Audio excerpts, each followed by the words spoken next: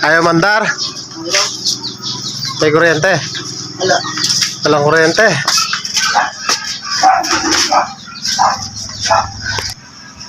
Rusi 125. Tinulak na lang. Ay hinila. Galing Pulis Hermosa, Bataan. So sa pagtro-troubleshoot ng ganitong issue ng motor mga padreng, dapat hindi natin hinuhulaan yan. Tatlong bagay lamang yan para mapaandar natin. Unang-una yung kuryente, gasolina, tsaka yung kanyang compression. So simulan na muna natin yung kanyang gasolina. Check natin kung may gas. I-off na muna natin to. Check natin kung may gas.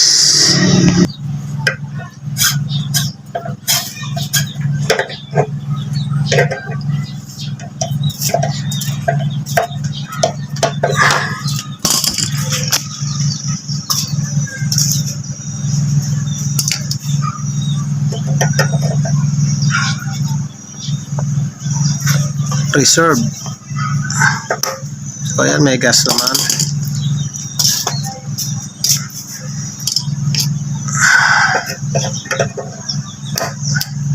Sunod natin yung kanyang compression. Tadyakan natin.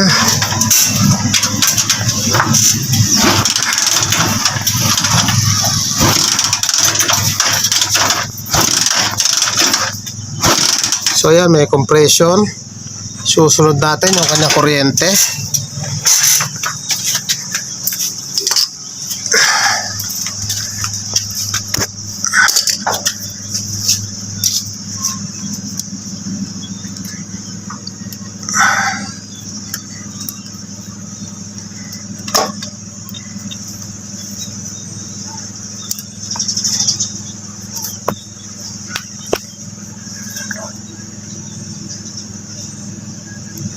So, check natin kung may kuryente. Pakita dyan mo nga.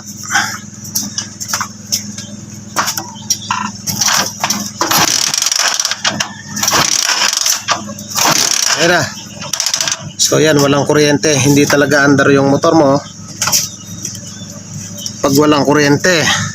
So pag ganyan ang issue mga boss, di pa tayo rito sa kabila.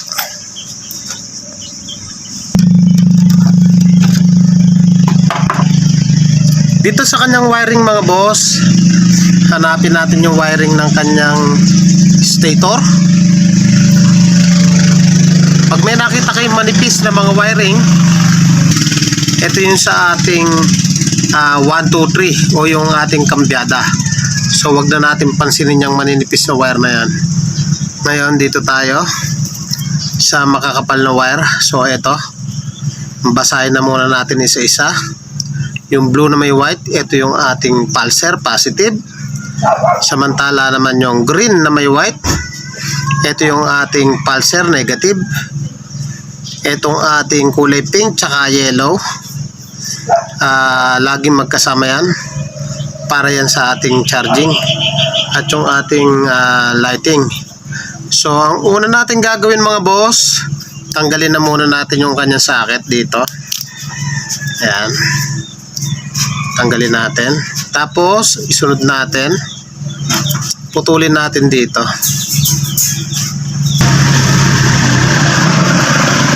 Putulin natin.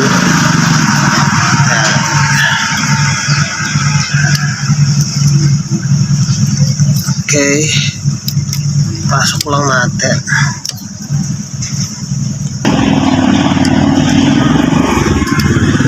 Yan. Pagkaputol nitong dalawang wire na to mga boss, balatan natin to. Yan, balatan natin yan. Yung yellow tsaka pink, balatan natin. Yan, balatan natin dito.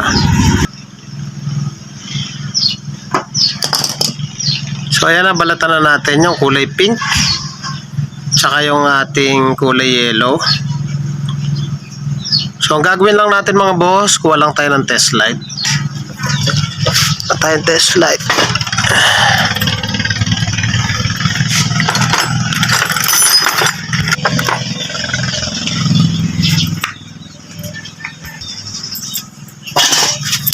Itong ating test light mga boss, In case sa mangyari sa inyo, walang kuryente, gamit lang tayong test light.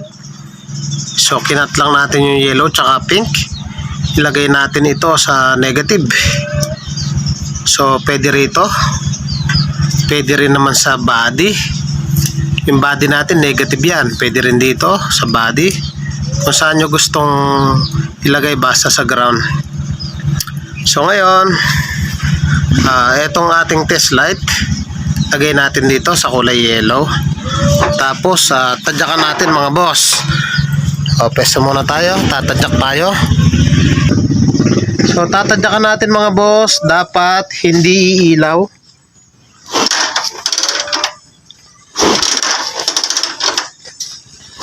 Okay, dito tayo sa kabilang wire. So yellow tong sinundot ko, dito tayo sa kulay pink. Dapat hindi iilaw.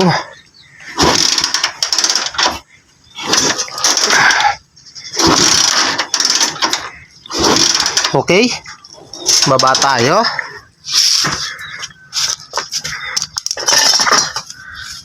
Tanggalin natin ito. At sa pagkakataong yan mga boss, good yung ating stator at pwede na nating ibalik. So ibalik ko na muna to.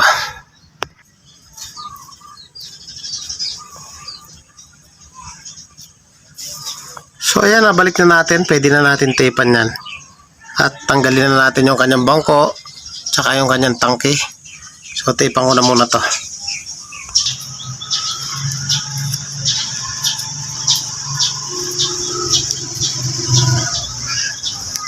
Balik na natin sa kanyang socket.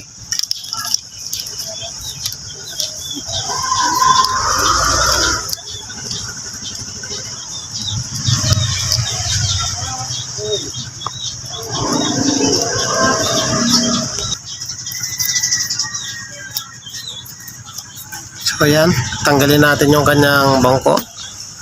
May makikita tayo dito 12 mm kabilaan, tanggalin na muna natin.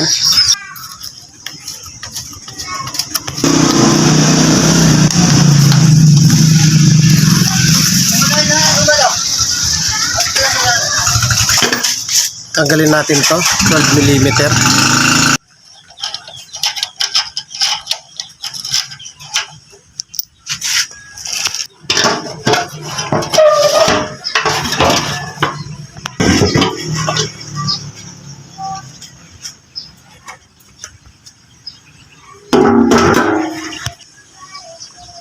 So ayan na, expose na natin. Wala na yung bangko, tsaka yung kanyang tangke. Ang isusunod natin mga padre, dito tayo sa kanyang regulator. Dito. Tanggalin lang natin to para ma-expose natin. Tanggalin natin isa-isa yan.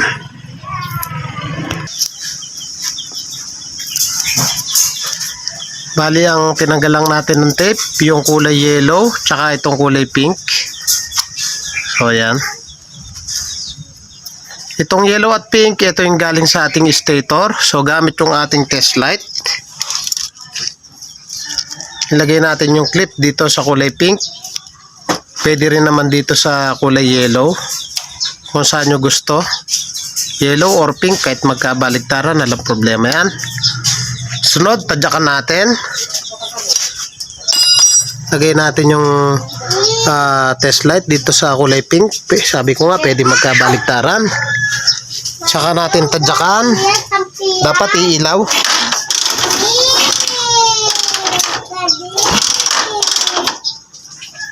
So, dito pala, mali ako. Okay. Tapos ilaw.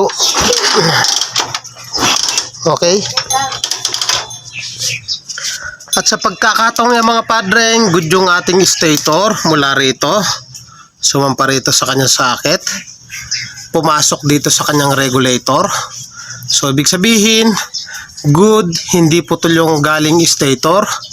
At pwede na nating ilagay yan dito. Lagay na natin. I-tap natin uli.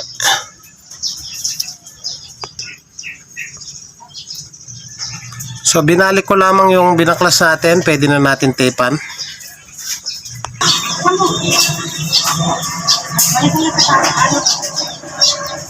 So, nabalik na natin.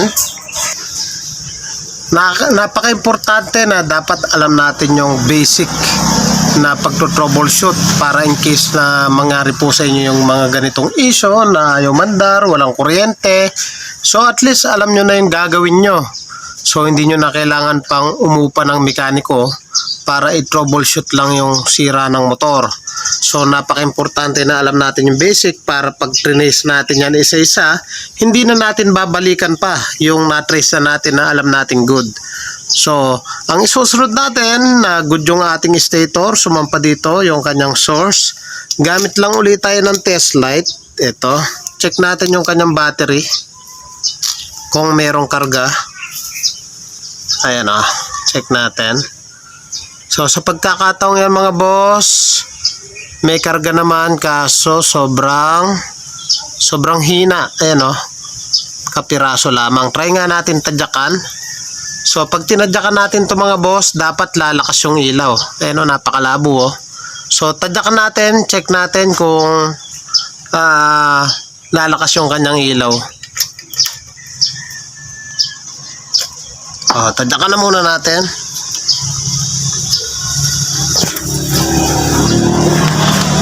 Check natin kung lalakas.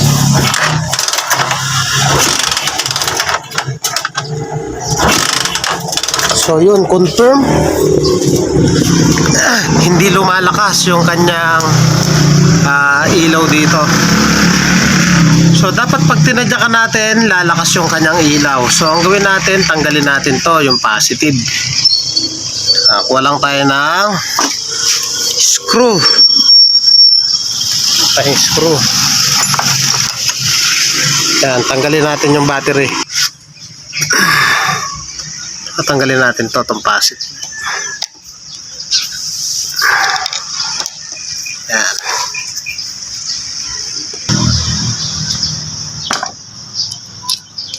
So yan, tinanggal ko lang yung positive terminal.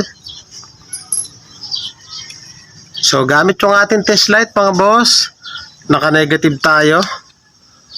Mapapansin nyo, napakahina po ng karga ng battery. Ayan o, mahina. So gawin natin, ito galing ito sa ating regulator, itong kulay pula na wire. So ito po yan. Ayan, try natin kung meron supply. So lagay lang natin, naka-negative yung ating battery. So try natin kung iilaw to.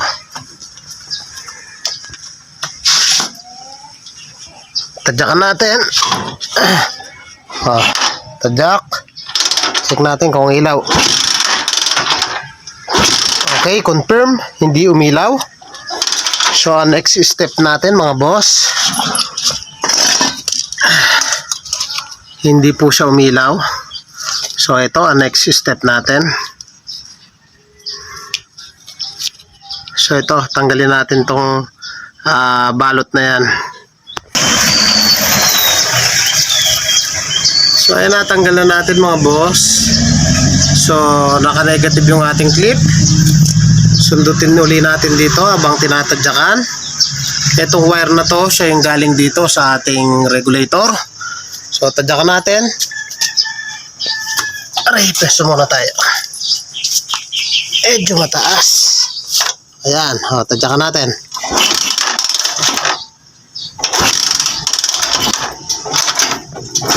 So yun, confirm mga boss, hindi umilaw.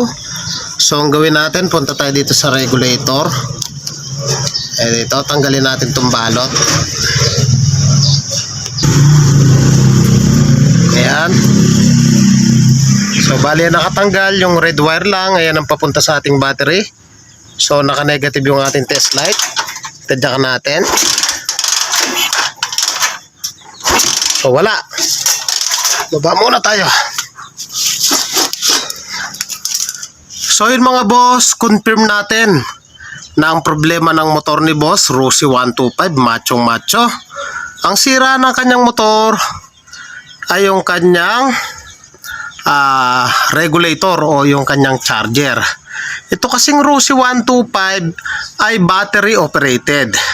Kung mapapansin nyo yung ating battery, wala na siyang karga. So ayan o, wala na siyang karga. So kaya nila nagamit to dahil may karga pa yung kanilang battery. Ang nangyayari po, hindi na nagkakarga yung ating regulator.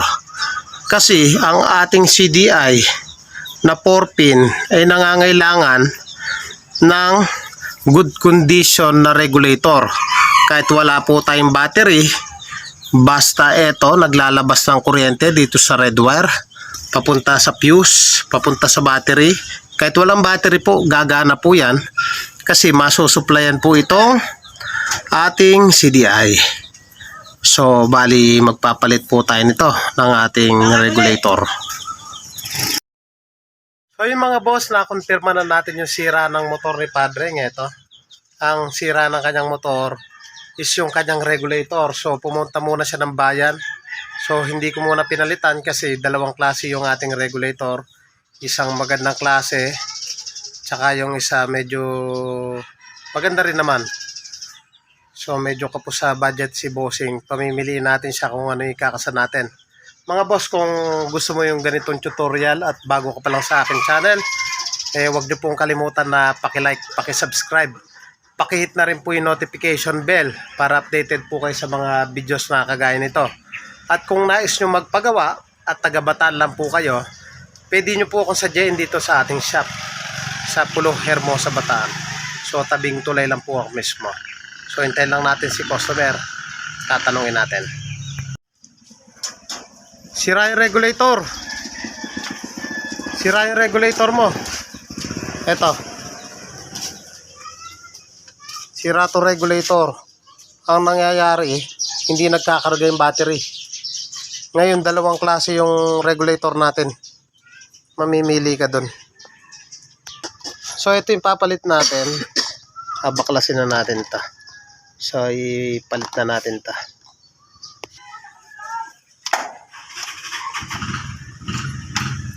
Palitan na natin yan. So yan, green sa green. So tapean ko muna. Sunod, black sa black. Sunod, pink sa pink. Teka, blurred. Pink sa pink. Yan. Tapean na muna natin. Sunod, yellow sa yellow. Yung yellow tsaka yung pink, pwedeng magkabaligtaran yan. Okay lang. Tapean na natin. So yung mga boss, isang wire na lang, yung red wire. Ito yung papunta sa ating battery. So i-check na muna natin kung maglalabas ng supply. O gamit tayo ng test light, lagay natin sa negative. Itong red wire natin, lagay natin yung isang panundot ng ating test light. Tsaka natin tadyakan. Dapat iilaw po yan. O tadyakan natin. O dapat iilaw ha. Ayun, umilaw. Isa pa. Okay, quality. O baba tayo. Pwede na nating ibalik dito sa kulay red. Itap na natin. So yun ang mga padreng na ibalik na natin. Pwede na natin pagsamasamahin. Tape na natin yan para maayos yung ating wiring. So ayan, na-tape na natin na maayos. Naibalik na natin. Sunod natin dito. I-check natin to kung iilaw. Ito yung galing dito sa ating regulator. Minsan kasi mga boss, kaya dapat natin i-check to. Minsan putol tong wiring dito. So i-check nga natin. Sundutin lang natin dito. Naka-negative yung clip. Dapat iilaw para mapatunayan natin walang putol yung wire. Ayun, okay. So pwede na nating tapean yan. Tapean na natin to. Balik na natin yung kanyang battery, positive. Okay. So ayan na, balik na natin, check natin. Ayan o, malabo yung ilaw. Kanina sa unang video, nung tinatadyakan natin, hindi lumalakas yung ilaw ng kanyang battery. So try nga natin, tadyakan ulit natin. Napaka-importante po kasi na dapat step by step para hindi natin hinuhulaan. So tap natin dito. Check natin kung lalakas. Ayan o, lakas o.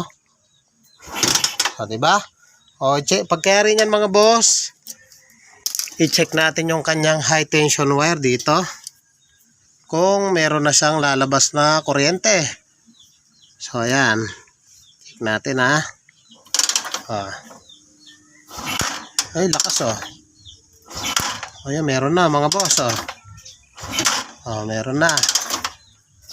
Okay, pwede na natin balik yung kanyang kopa. Eto, balik na natin to para mapaandar na natin. So balik na natin dito.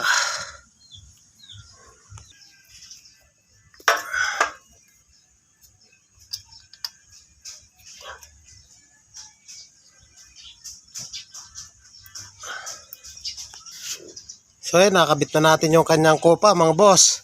Sa tingin nyo, andar na kaya to? So try natin. Ayan, on natin yung susi. Okay, try natin pandarin. Yun o.